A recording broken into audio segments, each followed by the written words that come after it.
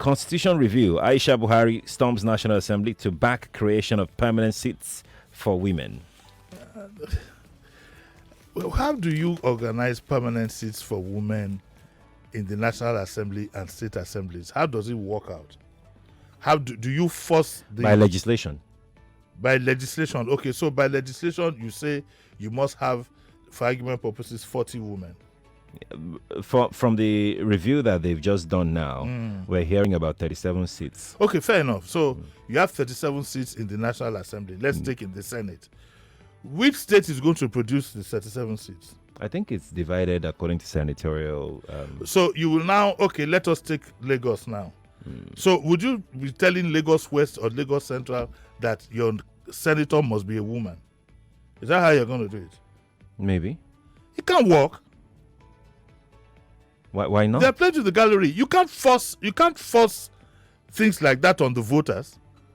It can't work. I think it depends on the candidates that the parties put out. So if the parties decide that, okay, out of every 3 senatorial seats yes.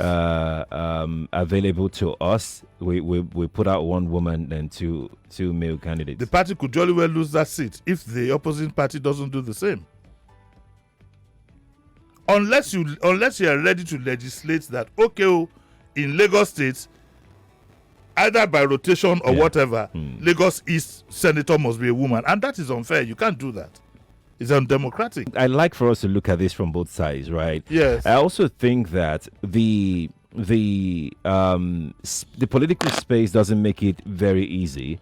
The society as a whole doesn't make it very easy for women to actively participate in politics. No, let me land, Uncle Jimmy. Let me land. Yeah. So you see, when women are fully involved in, I've had women on this show, women politicians, who have debunked what I'm about to say.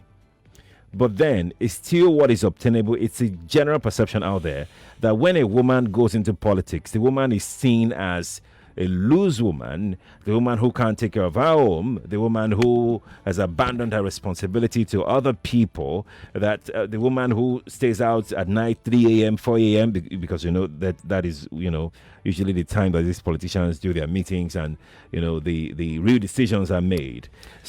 The society discriminates against such women. Uncle,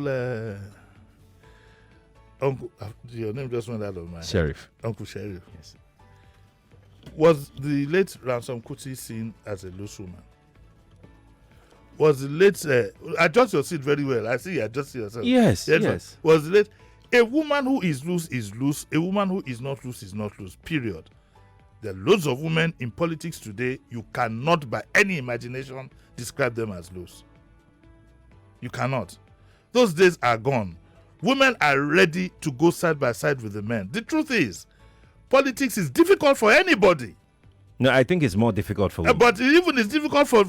I think it's more difficult for women. Let me tell you a secret. For a female politician to even get the support of her husband alone is one heck of a task. It's not any easier for the male politician who has to leave his home and go and lie down on this side Uncle of town. Jimmy, it's easier. We'll not do any headline apart from that one, Uncle Jimmy. Let's just be going.